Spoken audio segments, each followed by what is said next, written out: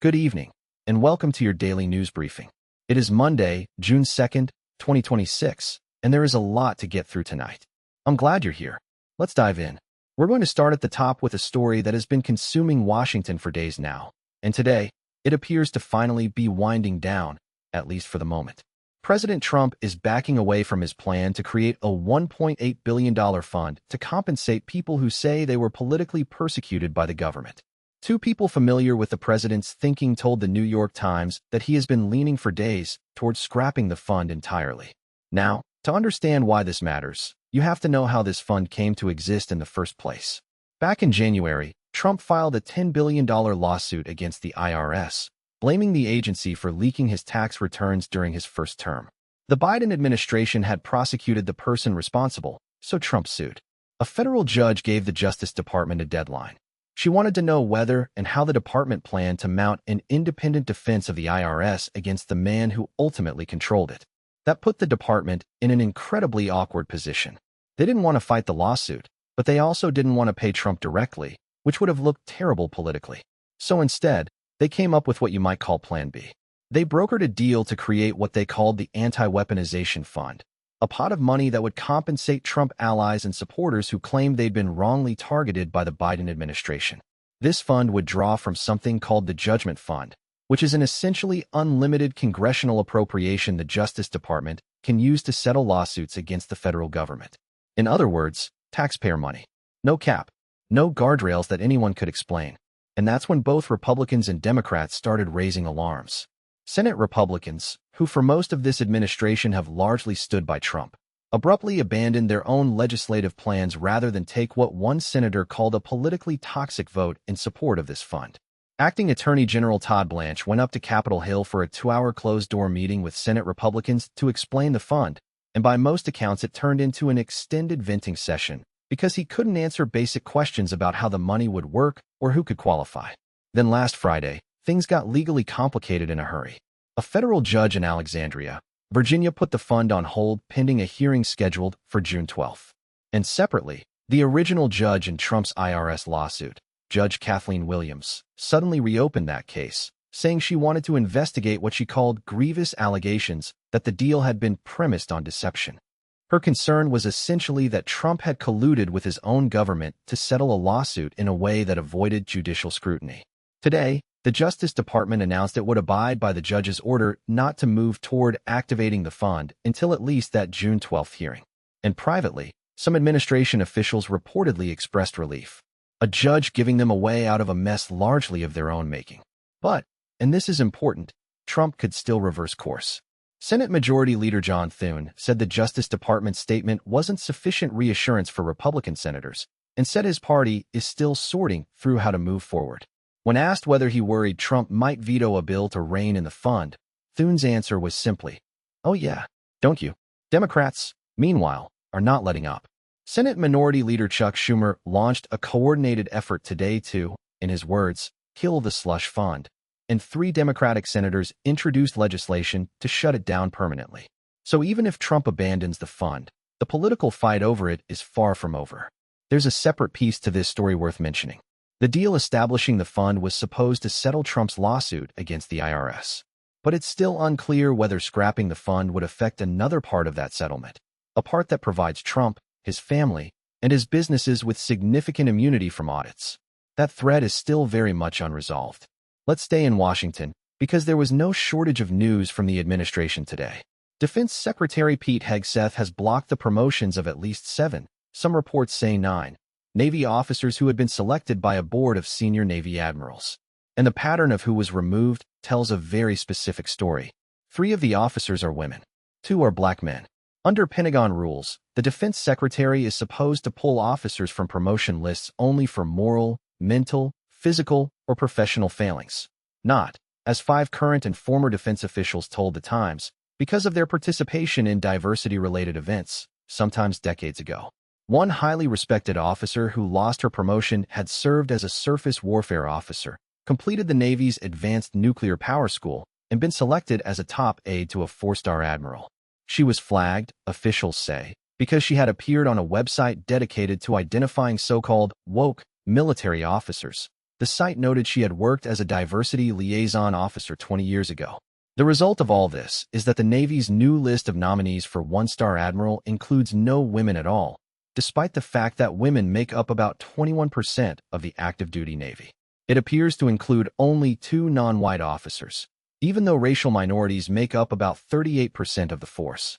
Senator Jack Reed of Rhode Island, the top Democrat on the Armed Services Committee, has pointed out that nearly 60% of the senior officers Hegseth has fired are female or black, even though women and minorities account for fewer than 20% of all generals and admirals. Reed told Hegseth at a recent hearing, "You are hollowing out the military's bench of experience and highest-performing senior officers, while making young officers wonder if they should continue to serve."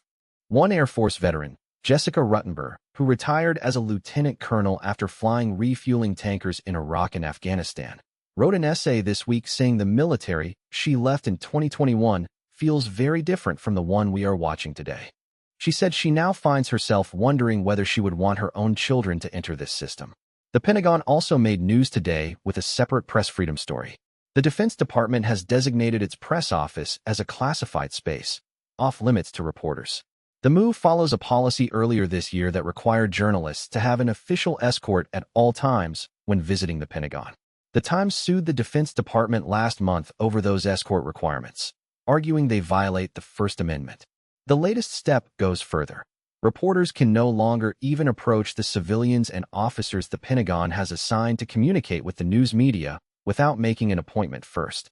The reason given for classifying the press office space is that speechwriters who handle classified material were moved into the area. Critics, including the Times, called the overall policy patently retaliatory. And then there's a third troubling thread running through the administration's relationship with the courts right now. Judges across the country have been calling out Justice Department lawyers for what they describe as a lack of candor, which is the legal world's polite way of saying, "These lawyers aren't being honest with us." In Rhode Island, a judge called the government's account of its negotiations with a hospital misleading, if not utterly false, and said the Justice Department had proven unworthy of this trust at every point in this case. In Chicago, a judge found that Justice Department lawyers had improperly influenced a grand jury and then provided her with transcripts that had been doctored to conceal that misconduct.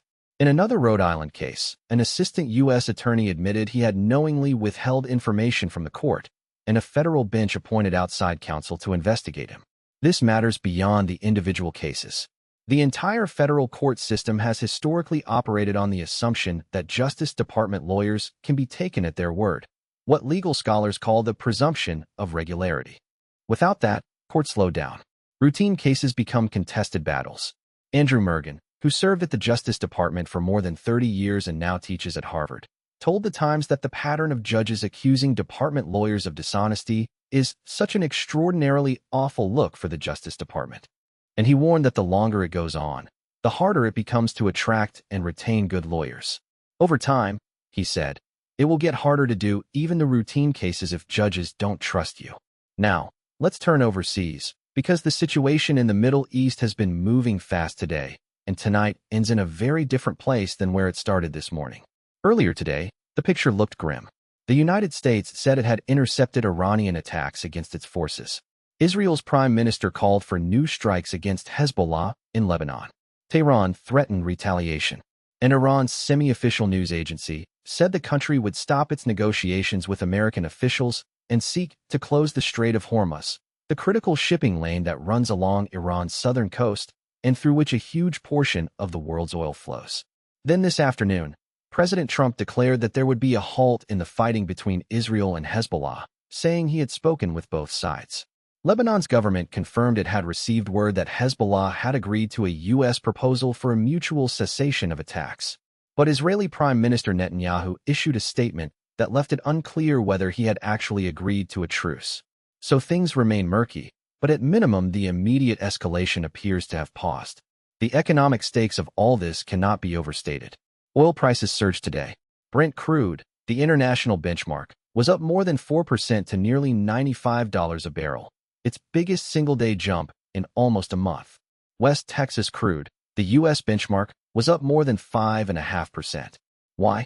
Because the war has forced Persian Gulf countries to slash output by more than 14 million barrels a day, That's almost 14% of pre-war global supply.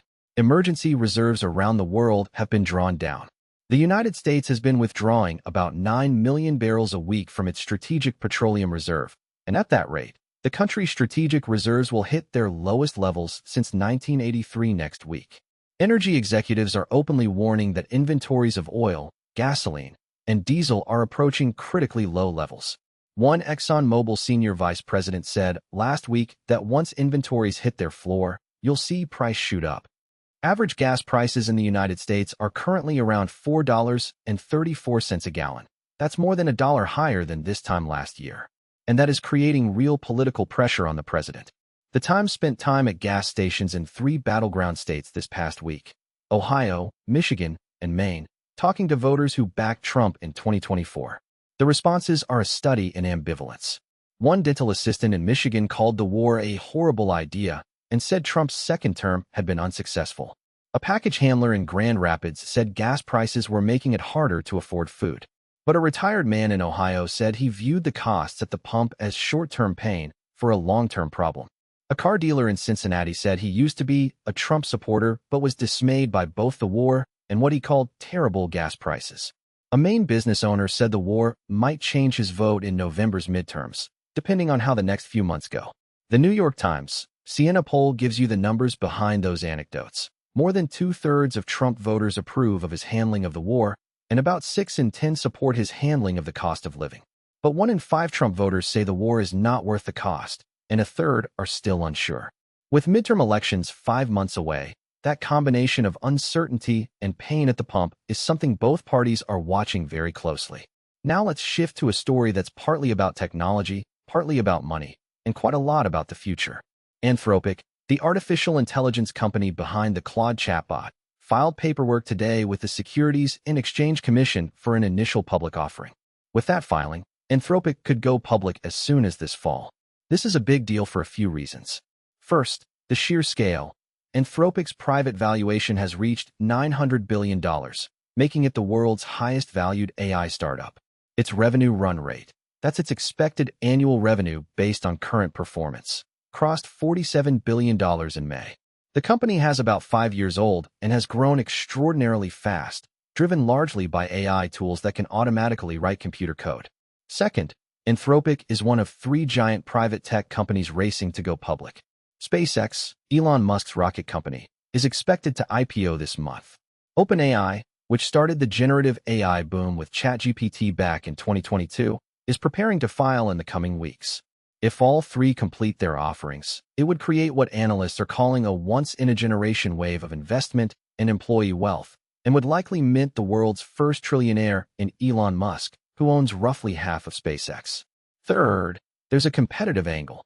Anthropic and OpenAI are not just racing to go public, they're locked in fierce competition for the same market. OpenAI has reoriented to focus on coding with its Codex tool. Musk is potentially buying a competing coding startup called Cursor. Google and Microsoft both have their own coding tools. Anthropic, founded by Dario Amodei and a group of former OpenAI researchers, has bet heavily on safety as a differentiator. They've repeatedly described the potential dangers of advanced AI even while building it, and that focus on coding has clearly paid off commercially. One strange wrinkle. Earlier this year, the Pentagon banned Anthropic's technology from its systems because the company wanted to place some limits on what military and intelligence officials could do with it. And more recently, Anthropic released a powerful model called Mythos, which can identify and fix security vulnerabilities in software, drawing attention from intelligence agencies and prompting the CEO to visit the White House. Speaking of AI, there are 2 other AI stories worth your attention tonight that cut in very different directions. The first is a deep, complicated look at what happened when the California State University system, the biggest 4-year public university system in the country, with 22 campuses educating 1 in 10 workers in the state, decided to go all in on AI last year.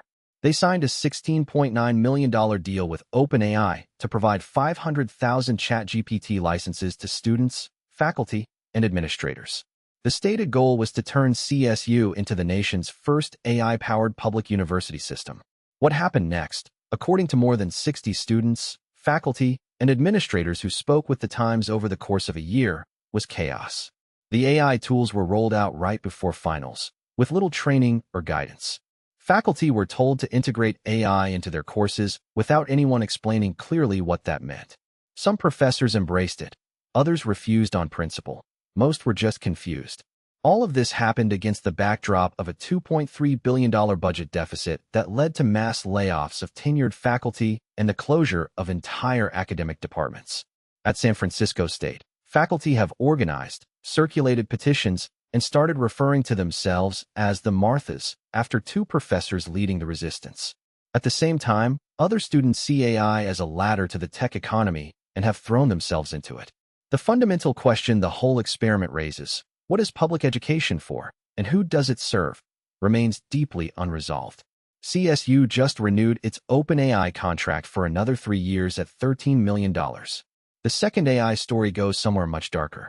A Chinese company called Geej Networks has been trying to develop AI-powered technology that would allow authoritarian governments not just to monitor dissidents, but to predict who might become one in the future before they've done anything at all. Researchers at Vanderbilt University analyzed a trove of about 100,000 leaked company documents. What they found was that Geej was developing tools to build profiles of Chinese citizens based on location data, social media activity, what movies they watched, what books they read, and then use AI to flag who might pose a political risk. One researcher described it as what happens when mass surveillance meets AI. The technology does not appear to have been fully deployed yet, and its development was reportedly hampered by Biden-era export controls that limited China's access to advanced American AI chips. The Trump administration has since weakened some of those controls, and China is actively trying to develop domestic alternatives, which means the constraint may not last. It's a sobering window into the potential uses of AI that don't get as much attention as the productivity gains and the IPO filings. Let's go to the Democratic Republic of Congo now, because the Ebola outbreak there has reached a level that aid groups are warning could become the deadliest in history.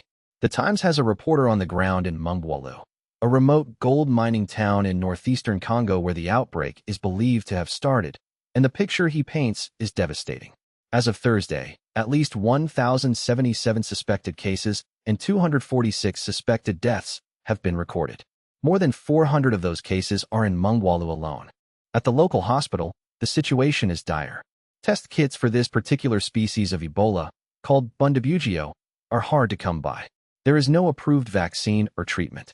Test results take 4 days to arrive from the regional capital, by which point many patients have already died. Families are bringing food to sick relatives in the ward because the hospital has none to give, and in doing so, they're risking infection themselves. 7 hospital workers have already died from suspected Ebola. An isolation ward that Doctors Without Borders had just put up was burned down by angry residents, and in the chaos, 18 patients fled their beds and vanished into the town. Local distrust runs deep. Some residents believe the outbreak is a money-making scheme by foreign aid workers. The hospital's intensive care doctor, Dr. Alex Bogle, put it plainly, the virus had been spreading for months, and this is the best we can do? The Congolese Health Ministry only declared the outbreak on May 15th, which means it had likely been spreading for roughly 6 weeks before anyone raised the alarm. A WHO expert said a vaccine against this Ebola species could take 6 to 9 months to develop. The reporter ends with a small note of hope. A 5-year-old boy named Emmanuel Cyril, who was bleeding and critically ill, appeared to be improving by Friday, sitting up and asking for toys. But that flicker of hope is set against a context that is genuinely alarming.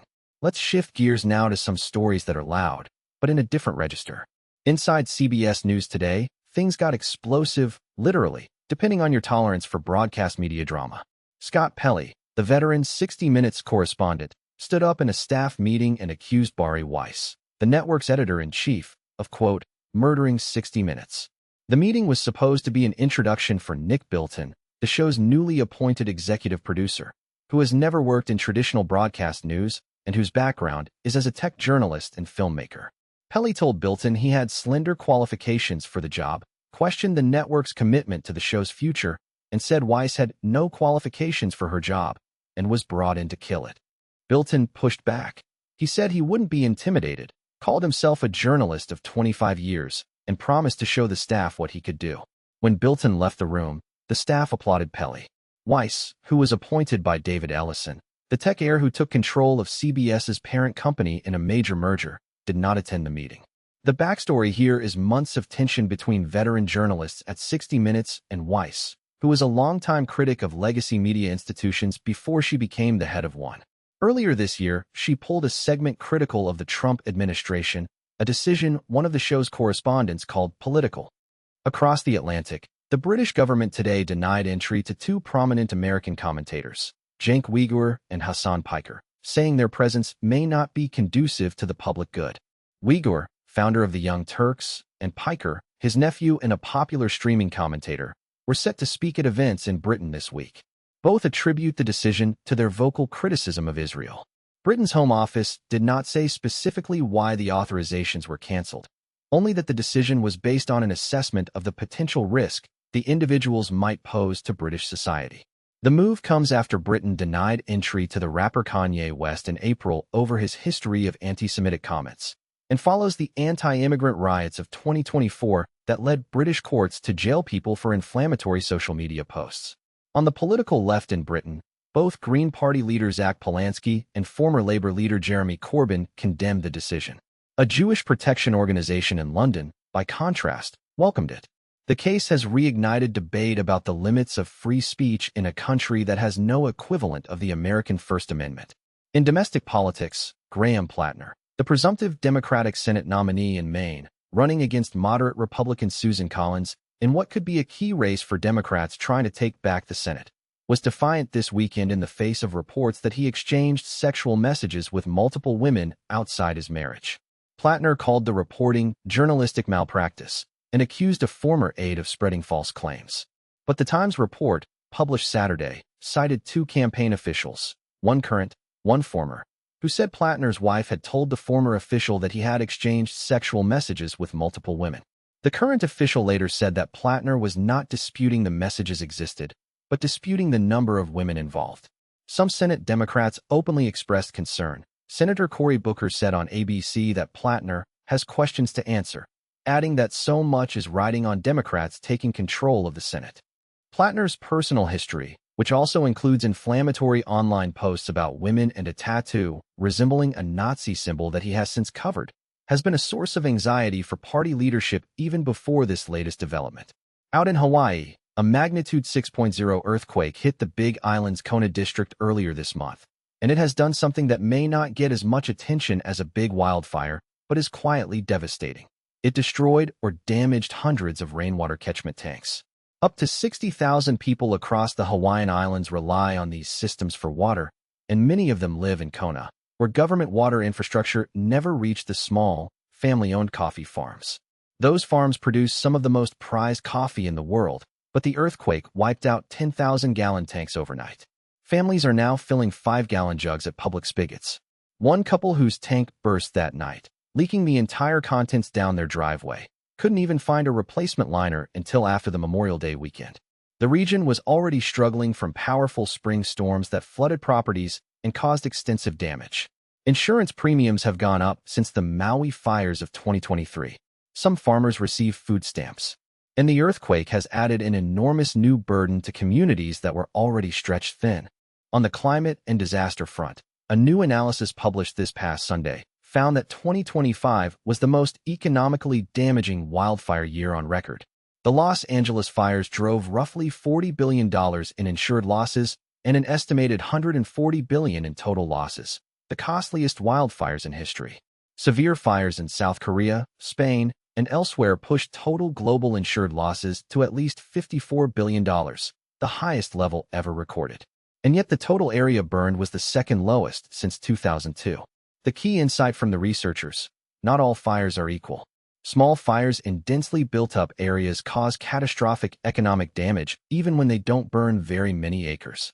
Fire scientists are now tracking intensity, spread, and the density of structures in a fire's path, not just acreage.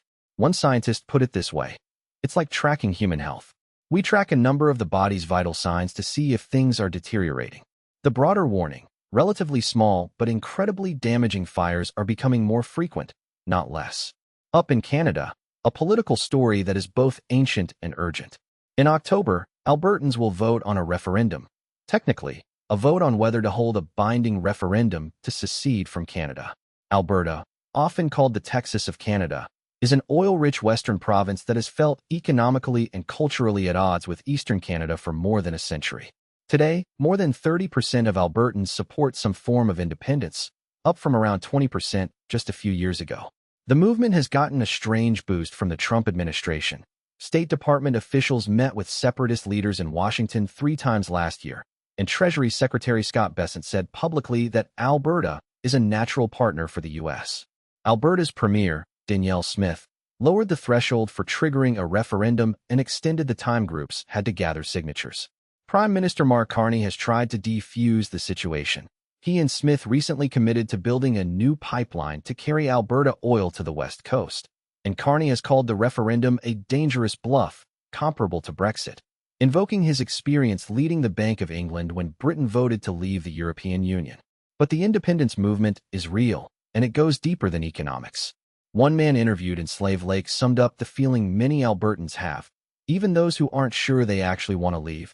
I don't go day to day talking about separation, but I want to scare Ottawa. Now let's take a turn toward the fascinating and the strange, because there are a few stories tonight that feel like a genuine breath of fresh air after everything else. Archaeologists have finally cracked one of the great enigmas of Southeast Asian history. For nearly a century, thousands of massive stone urns, some of them enormous, some as small as 4 feet tall and 8 feet wide, have been scattered across the Xiang Kuang Plateau in northern Laos. Local folklore said giants had carved them to brew rice wine. Scientists suspected something far more solemn. Now, a study in the journal Antiquity offers what researchers describe as the most concrete, irrefutable evidence yet. These urns were used for communal burial of the dead. Inside one vessel, researchers found the jumbled, disarticulated remains of at least 37 people, skulls stacked neatly around the rim, long thigh bones laid across the edges. The burial site spanned roughly 270 years, from the 9th to the 12th centuries, and among the objects found inside were glass beads traced all the way to Mesopotamia and South India, proving that this remote highland plateau was connected to global trade routes. The lead archaeologist described the excavation moment. Honestly, it was one of those rare moments where everyone becomes very quiet. The discovery solves one mystery and opens a dozen more about who these people were, how they lived, and what happened to them. Out of the newly released Jeffrey Epstein files, a genuinely unsettling addendum to an already deeply troubling story.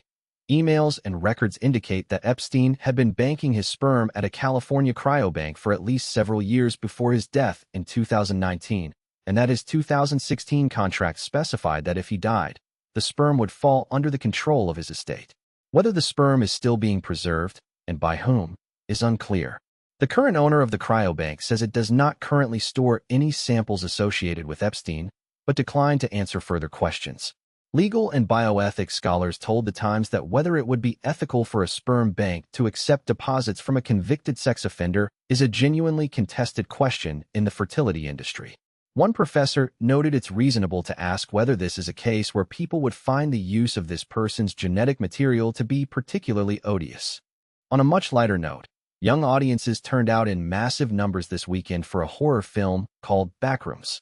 The movie, made by a 20-year-old YouTube creator named Kane Parsons for about $10 million, sold $82 million worth of tickets in North America, the biggest opening ever for Studio A24 by a factor of 3. About 86% of the audience was under 35 years old. Hollywood has been wondering for years whether young people would come back to theaters, and this weekend suggests the answer is yes. If you give them something made for them, by someone who understands the visual and cultural language of the internet. The film draws on a years-old internet mythology about a liminal space of yellow-carpeted hallways that you can only find by not clipping through the floor of reality. The Times review says it works more by atmosphere than narrative, and that the feature-length format stretches the concept thin, but clearly that wasn't enough to keep audiences away. And now, because this newsletter always tries to close on something warm, let me tell you about Serena Williams and about some beer. At 44 years old, nearly 4 years after announcing she was evolving away from tennis, Serena Williams is coming back. She'll compete in doubles at next week's Queen's Club tournament in London, one of the prestigious grass-court warm-ups for Wimbledon. Whatever happens on the court, just the prospect of seeing perhaps the greatest women's tennis player in history step back out against the sport's current generation of stars is genuinely exciting. And finally, The New York Public Library has done something delightful for America's 250th birthday. Back in 1757, a 25-year-old militia commander named George Washington wrote down a step-by-step recipe for what he called small beer, a low-alcohol drink he brewed for his troops when clean drinking water was hard to come by. The library teamed up with a craft brewery called Thalia Beer Company to recreate the recipe. The result is a couple of shades darker than most modern beers, closer to rum in color, because the main ingredient is molasses. The library's interim curator of manuscripts said she was surprised by how pleasant it tastes, having expected it to be too sweet to drink. The brewery also made a more commercially accessible version called Liberty Lager, a small piece of history made drinkable again. That's our briefing for Monday, June 2nd. It has been a heavy news day. Complicated politics, a widening Ebola crisis, a still volatile war, but also, somewhere in Laos, a 900-year-old mystery finally solved, and a 20-year-old kid from YouTube proving that movies aren't dead. Thank you for listening. I'll be back tomorrow.